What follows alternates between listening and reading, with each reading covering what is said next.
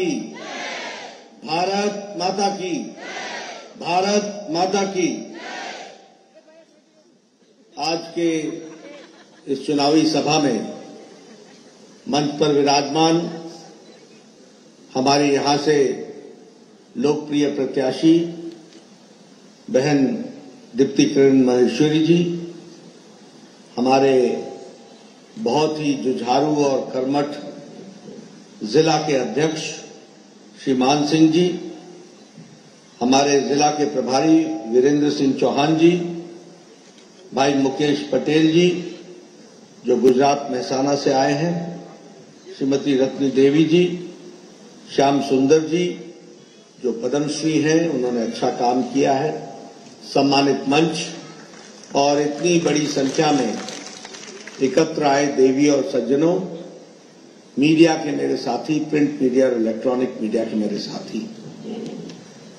अभी अभी आपके सामने बहन दीप्ति जी ने यहां इस क्षेत्र के बारे में चर्चा की है, लेकिन मैं जब यहां आया हूं तो सबसे पहले तो एकलिंग जी महाराज को नमन करते हुए अपनी बात को प्रारंभ करता हूं। साथ ही साथ ये महाराणा प्रताप की जन्मभूमि, रणभूमि, कर्मभूमि, ऐसी वीर भूमि को भी नमन करके अपनी बात को प्रारंभ करता हूं। मित्रों, चुनाव की दृष्टि से बहन दीप्ति जी ने आपके सामने बहुत सी बातें बताई हैं। चुनाव को नजदीक से देखना मेरी पुरानी आदत है। मैं आपकी तालियों की गड़गड़ाहट से समझ जाता हूं कि आप में कितना उत्साह है और कितना जोश है, और आपकी तालियों से मैं ये निष्कर्ष पर पहुंचता हूं कि आपने ये जो राजसमंद की विधानसभा जो अभेद है उसको आपने सुरक्षित रखते हुए फिर से दीप्ति बहन को जयपुर विधानसभा में भेजने का निर्णय ले लिया है। इस बात के लिए भी आपको मैं बधाई देता हूं। पर मित्रों, ये बात सिर्फ दीप्ति जी को जयपुर विधानसभा में भेजने का ही नहीं है। दीप्ति जी राजस्थान के मान सम्मान को लौटाने का और राजस्थान के गौरव को फिर से स्थापित करने का माध्यम है। इस बात को हमको समझना चाहिए। जो गहलोत सरकार ने, जिसकी नीयत में हमेशा खोट रहा, उसने राजस्थान के गौरव को बहुत गहरी चोट पहुंचाई है। उस चोट का बदला लेने का मौका और नतीजा 3 तारीख को निकलेगा। आपका उसमें सहयोग मिलेगा, ऐसा मेरा विश्वास है। मित्रों, राजस्थान जो वीरों की भूमि, संतों की भूमि, अध्यात्म की भूमि, पगड़ी की लाज रखने वाली भूमि, इसको गहलोत सरकार ने 5 साल में ग्रहण लगा दिया। ये राजस्थान को ग्रहण लग गया। और ग्रहण कैसा लगा? जो राजस्थान संस्कारों के लिए जाना जाता था, जो राजस्थान वीरों के लिए जाना जाता था, वह राजस्थान ग्रहण से ग्रसित हो गया। और उस ग्रहण से निकलने का रास्ता 25 तारीख को कमल के बटन को दबाकर 3 तारीख को ग्रहण से निकलना, यह हमारी जिम्मेदारी है। और मैं कहने के लिए नहीं कह रहा हूं, आज राजस्थान भ्रष्टाचार में नंबर 1 पर खड़ा है। आज राजस्थान महिलाओं के उत्पीड़न में नंबर 1 पर खड़ा है। आज राजस्थान किसानों के साथ तिरस्कार करने पर नंबर 1 पर खड़ा है। आज राजस्थान पिछड़ों पर अत्याचार करने पर नंबर 1 पर खड़ा है। और आज राजस्थान तुष्टीकरण की राजनीति में भाई को भाई से लड़ाने में उसमें भी नंबर 1 पर खड़ा है तो राजस्थान गहलोत सरकार की खड़ी है। और फिर मैं कहने के लिए नहीं कह रहा, मित्रों, जहां जहां कांग्रेस होगी वहां वहां भ्रष्टाचार होगा। जहां कांग्रेस होगी वहां भ्रष्टाचार होगा, जहां कांग्रेस होगी वहां अत्याचार होगा, जहां कांग्रेस होगी वहां व्यभिचार होगा, जहां कांग्रेस होगी वहां लूट होगी, जहां कांग्रेस होगी वहां गफलत होगी, जहां कांग्रेस होगी वहां घोटाला होगा, जहां कांग्रेस होगी वहां छलावा होगा। और फिर मैं कहने के लिए नहीं कह रहा हूं, उदाहरणों के साथ बताऊंगा, लेकिन आज मैं ये कहना चाहता हूं कि जहां जहां भारतीय जनता पार्टी होगी वहां वहां विकास होगा, जहां भारतीय जनता पार्टी होगी वहां तरक्की होगी, जहां भारतीय जनता पार्टी होगी वहां महिलाओं का सशक्तिकरण होगा, जहां भारतीय जनता पार्टी की सरकार होगी यहां युवाओं को आगे बढ़ने का रास्ता होगा, जहां जहां भारतीय जनता पार्टी की सरकार होगी वहां किसानों का सम्मान होगा, जहां जहां भारतीय जनता पार्टी होगी वहां अनुसूचित जाति के लोगों को मुख्य धारा में शामिल होने का अवसर होगा, जहां जहां भारतीय जनता पार्टी की सरकार होगी वहां आदिवासी भाइयों को कंधे से कंधा मिलाकर देश में आगे बढ़ने का मौका होगा। ये हमको समझना चाहिए। अब आप बताओ, जब मैं भ्रष्टाचार की बात बोलता हूं, बोलो कांग्रेस ने पनडुब्बी घोटाला किया था कि नहीं किया था? मैं पीछे से आवाज सुनना चाहता हूं, किया था कि नहीं किया था?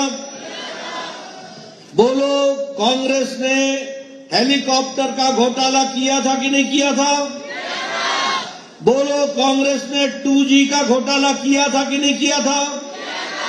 बोलो कांग्रेस ने CWG का घोटाला किया था कि नहीं किया था?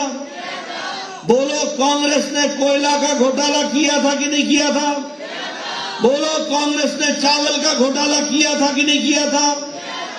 इन्होंने ना आकाश छोड़ा, न नीर धरती पानी छोड़ा, न पाताल छोड़ा, न धरती छोड़ी, तीनों लोग को लूट करके रखा। यह कांग्रेस का इतिहास है। मैं सही बोल रहा हूं? अब आप बताइए, मैं आपसे पूछता हूं, यह गहलोत सरकार ने वृद्धावस्था पेंशन में घोटाला किया कि नहीं किया? मतलब बुजुर्गों को भी नहीं छोड़ा। और मालूम है कितने का घोटाला किया? 450 करोड़ रुपए का। छोटा मोटा काम नहीं पकड़ते।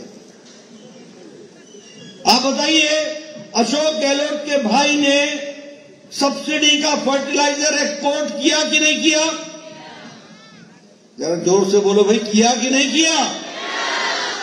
आप बताओ, अशोक गहलोत के परिवार ने 11,000 करोड़ रुपए का सरकारी कॉन्ट्रैक्ट लिया कि नहीं लिया? अपने घर में रेवड़ी भरी कि नहीं भरी? ऐसी सरकार को रहने देना है क्या? ये भ्रष्टाचार के रिकॉर्ड तोड़ने वाले लोग हैं। आप बताइए, महिला उत्पीड़न में नेशनल क्राइम रिकॉर्ड ब्यूरो में सबसे ज्यादा रेप राजस्थान में हुए कि नहीं हुए? महिलाओं के साथ उत्पीड़न हुआ कि नहीं हुआ? अलवर की घटना भूल तो नहीं गए हो? प्रतापगढ़ की घटना भूल तो नहीं गए हो? चूरू की घटना भूल तो नहीं गए हो? भीलवाड़ा की घटना भूल तो नहीं गए हो? और अभी अभी दौसा में घटना घटी, इसको भूल तो नहीं गए? ऐसी घटना घटी है कि मैं इस मंच से बोल भी नहीं सकता। इतने शर्मसार किया है, इतना शर्मसार किया। बोलो, ऐसी सरकार को रहने का अधिकार है क्या? अब मैं आपसे पूछता हूं, इन्होंने कहा था कि नहीं कि किसानों का कर्जा माफ करेंगे? कहा था कि नहीं कहा था? आज 19,400 किसान अपनी भूमि को कुर्क करके बैठे हैं कि नहीं बैठे? अब बताओ, इसका न्याय मिलना चाहिए कि नहीं मिलना चाहिए? अगर न्याय मिलना है तो रास्ता एक ही है, राजसमंद की चारों की चारों सीटें कमल खिले और कमल का विकास हो। इस बात को हमको ध्यान में रखना है। अब मैं धार्मिक उन्माद के ऊपर आना चाहता हूं। आपने सोचा था कभी मित्रों, याद किया करो, ये चुनाव सिर्फ किसी अपने पराये को वोट देने का नहीं है। ये अपने पराये को वोट देने का विषय नहीं है। विषय ये है कि कभी राजस्थान की धरती पर सुना था सर तन से जुदा होगा, सर तन से जुदा होगा? सुना था? गहलोत सरकार में सुना कि नहीं सुना? कन्हैया लाल की घटना याद है कि नहीं है? ये घटना राजस्थान में घट करके आती है। मैं आपसे पूछना चाहता हूं, आप बताओ कि ये राम की जो यात्रा निकली हमारे जयंती पर, रामनवमी के जयंती पर, उसको रोकने का काम गहलोत सरकार ने किया कि नहीं किया? आप बताइए, कांवड़ यात्रा को रोकने का काम किया कि नहीं किया? 300 साल पुराना शिव मंदिर बुलडोजर से ढाया कि नहीं ढाया? अब 25 तारीख को तुमने इनकी सरकार को ढा देना, इसकी आपको चिंता करनी है। आप बताइए, 18 से ज्यादा संतों की हत्या हुई कि नहीं हुई? आप बताइए, मंदिरों का अपमान हुआ कि नहीं हुआ? आप बताइए, यात्रा निकलने पर रोक लगाई गई कि नहीं लगाई गई? ये इस तरीके की घटना इन लोगों ने की है। मैं यहां ये भी पूछना चाहता हूं कि क्या 5 साल गहलोत सरकार ने एक काम नहीं किया? क्या एक ही काम किया ना? क्या था? क्या काम था?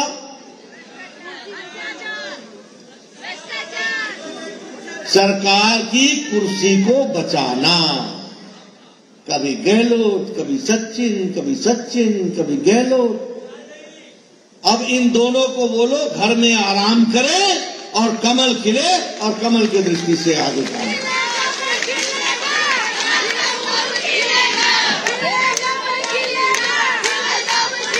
अब आप बताओ मेरे को, मेरे नौजवान भाइयों बताओ, इस 5 साल में 19 पेपर लीक हुए कि नहीं हुए?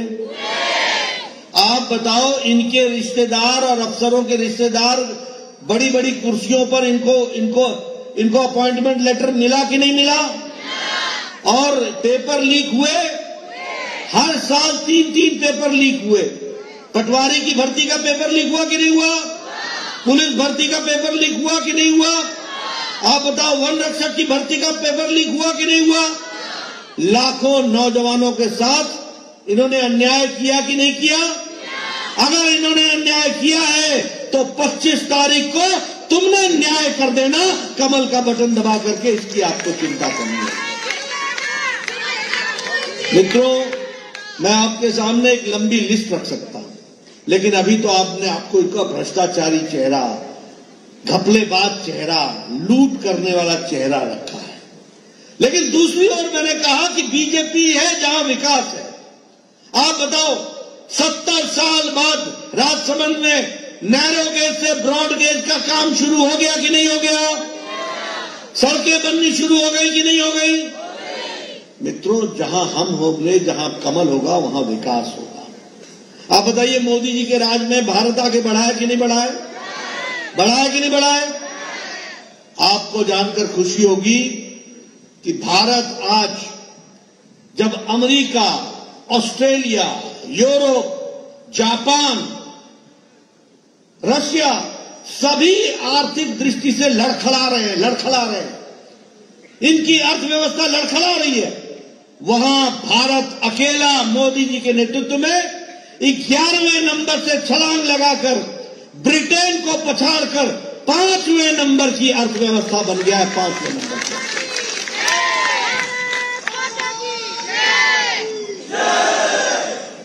आपको जानकर के खुशी होगी कि इस दिवाली में व्हाइट ट्रांजैक्शन से सोने की खरीदी 50,000 करोड़ रुपए से ज्यादा की हुई।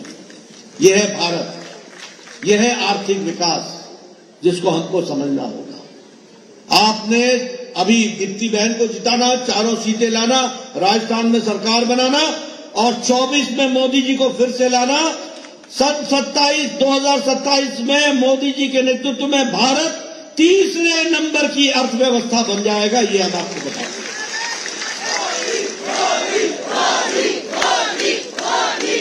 आज भारत इस्पात प्रोडक्शन में चौथे नंबर से दूसरे नंबर पर आ गया है। इस दिवाली में 55 लाख से ज्यादा गाड़ियां खरीदी गई हैं।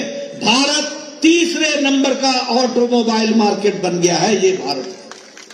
और 9 साल पहले जो आपके हाथों में मोबाइल होता था ना, उस पे लिखा होता था मेड इन चाइना, आज लिखा होता है मेड इन इंडिया। एप्पल के मोबाइल पर भी लिखा होता है मेड इन इंडिया। यह है भारत, 97% मोबाइल आज भारत बना रहा है। दवाइयों में सिर्फ हमारी तो छोड़ दो, भारत देश को तो दवाई हम सबसे सस्ती देते ही देते हैं। पूर्व स्वास्थ्य मंत्री के रूप में मैं बता रहा हूं आपको, लेकिन 138% दवाई आज हम दुनिया को दे रहे हैं और सबसे सस्ती और सबसे अच्छी दवाई दे रहे हैं। पेट्रोकेमिकल्स में हम आगे बढ़ गए, इसलिए विकास के दृष्टि से नई योजनाओं के तहत हम अपने आप को आगे बढ़ाते चले गए। लेकिन यहां मैं ये भी आपसे बताना चाहता हूं कि जहां गांव, गरीब, वंचित, पीड़ित, शोषित, दलित, युवा, किसान, महिला, इन सब के लिए तो हमने काम किया ही किया। वहीं प्रधानमंत्री गरीब कल्याण अन्न योजना, याद रखना बच्चों, मित्रों, और याद ये रखिएगा कि प्रधानमंत्री गरीब कल्याण अन्न योजना ने 80 करोड़ की जनता को 5 किलो गेहूं और 5 किलो चावल, 1 किलो दाल दिया है। और इसके कारण आज 13.5 करोड़ परिवार गरीबी की रेखा से ऊपर आ गए हैं। यह भी भारत का बदलता तस्वीर है। और अति गरीबी अब 1% से भी कम हो गई है। प्रधानमंत्री आवास योजना में 4 करोड़ मकान मोदी जी ने बनाना तय किया। राजस्थान को 20 लाख मकान देना तय हुआ। गहलोत सरकार ने 9 लाख मकान बनने से रोक दिया। अब 25 तारीख को तुमने गहलोत को रोकना, 20 लाख मकान बना करके देंगे, ये भी हम आपको बताना चाहते हैं। उज्ज्वला योजना, ये गैस का सिलेंडर, हमारी बहन जी दीप्ति जी बोल रही थी, अब 450 रुपए का सिलेंडर की सब्सिडी मिलेगी, ये भी आपको याद रखना चाहिए। उसी तरीके से विकास के दृष्टि से नए नए आयाम जोड़ने का काम हमारी सरकार ने किया है। मैं यहां आपके साथ एक बात और बताना चाहता हूं। प्रधानमंत्री किसान सम्मान निधि जो आज 6,000 रुपए मिलता है, आपने दीप्ति जी को चुनाव जिता देना। और आपको मैं बताना चाहता हूं कि अब किसानों को साल का 12,000 रुपए मिलेगा, ये भी हमको याद है। उसी तरीके से गेहूं पर एमएसपी से ऊपर उनको 2,700 रुपए प्रति क्विंटल का बोनस मिलेगा, ये भी हम किसान भाई जान रहे हैं। और जिन किसानों की जमीन गई है उनको कंपेंसेशन के द्वारा उनकी कंपेंसेशन पॉलिसी बनाई जाएगी और उनको भी हम न्याय देंगे। यहां मेरी माताएं बहनें बैठी हैं, मैं आपको बताना चाहता हूं, हमारी लाडो प्रोत्साहन योजना जो होगा, जब भी हमारे गरीब परिवार में कोई बच्ची पैदा होगी, उसी समय हमारी सरकार 2 लाख रुपए का बॉन्ड उसके नाम पर डाल देगी। जब वो 6ठी में पहुंचेगी तो 6,000 रुपए साल का मिलेगा। जब 8वीं में पहुंचेगी तो 8,000 रुपए उसको साल का मिलेगा।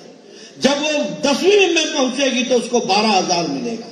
और जब वो कॉलेज की एजुकेशन के लिए जाएगी तो 50,000 रुपए उसको मिलेगा। और 21 साल होने पर उसको 1 लाख रुपए उसके नाम पर खाते पर चढ़ा दिया जाएगा। इस तरीके से विकास किया जाएगा। और इसी के साथ साथ जो मैंने आपसे कहा कि जब बच्ची 12 साल बाद 12वीं कक्षा से ऊपर जाएगी तो मेरिटोरियस बच्चियों को एक फ्री स्कूटी दी जाएगी, इसकी भी व्यवस्था की गई। और जैसा मैंने कहा, एलपीजी सिलेंडर बहनों को 450 रुपए का उस पर सब्सिडी मिलेगी, वो भी मैं आपको बताना चाहता हूं। जो हमारे गरीब बच्चे, उनको साल का 1,200 रुपए सिर्फ पढ़ाई की पुस्तक और पुस्तक के साथ साथ यूनिफॉर्म खरीदने के लिए साल का 1,200 रुपए, किसी भी जाति का होगा उसको 1,200 रुपए मिलेगा। इस तरीके की हम व्यवस्था करेंगे। और एक बात मैं बताना चाहता हूं कि SIT, स्पेशल इन्वेस्टिगेशन टीम, जिन लोगों ने जल जीवन मिशन में जेब भरी है, जिन लोगों ने फर्टिलाइजर में घोटाला किया है, जिन लोगों ने माइनिंग में घोटाला किया है, जिन लोगों ने भर्ती में घोटाला किया है, जिन लोगों ने हमारे मिड डे मील में घपला किया है, हम एक एसआईटी बैठाएंगे, इन्वेस्टिगेशन करेंगे और जो दोषी होगा उसको जेल की सीटों के पीछे डालेंगे। इस तरीके की हम व्यवस्था करेंगे। इसलिए मित्रों, यह चुनाव सिर्फ दीप्ति जी का नहीं है, यह 4 विधानसभा राजसमंद का नहीं है, यह चुनाव राजस्थान की अस्मिता को बचाकर और उसके गौरव को वापस लाने का है और इसका अवसर 25 तारीख को आपको मिलने वाला है। बताइए, आप दीप्ति जी को चुनाव जिताएंगे? बताओ, पीछे से मैं सुनना चाहता हूं, जिताएंगे? मैं एक बात और बोलना चाहता हूं, भावनाओं के साथ भर करके और भावनाओं के कारण किरण जी मेरे साथ महामंत्री थी। हम दोनों ने संगठन में लंबे समय काम किया। मुझे नहीं मालूम था कि इतने जल्दी वो हमको छोड़ करके चली जाए। वो बार बार हम आसाम के प्रभारी एक साथ रहे, हम पंजाब के प्रभारी एक साथ रहे, हमने गांव गांव घूमा। वो बार बार बोलती थी कि राजसमंद आइए, राजसमंद आइए। मैं नहीं आ सका, पर मुझे मालूम नहीं था कि आज मुझे आना होगा, तो मैं उनकी पूज्य बेटी के लिए, उनके पूज्य माता के जो इच्छा थी वो तो हम पूरी नहीं कर पाए, लेकिन आज मैं यहां आया हूं और दीप्ति जी के लिए आपसे चुनाव में हम अपने संबंधों के आधार पर आपसे कमल के निशान पर बटन दबाने का निवेदन करने आए। मुझे पूरा विश्वास है कि आप समय की नजाकत को समझते हुए और समय की परिस्थितियों को समझते हुए आज आवश्यकता है कि गौरवमय राजस्थान, विकास विकसित राजस्थान, हर के लिए आगे बढ़ने का रास्ता राजस्थान, इसको पूरा करने का अवसर 25 तारीख को आपको मिलेगा। आप इसको पूरा कीजिए, यही मैं कहना चाहूंगा। आपने मेरी बात सुनी, आपका बहुत बहुत धन्यवाद। जय भारत, जय राजस्थान। भारत माता की। निश्चित ही हमारे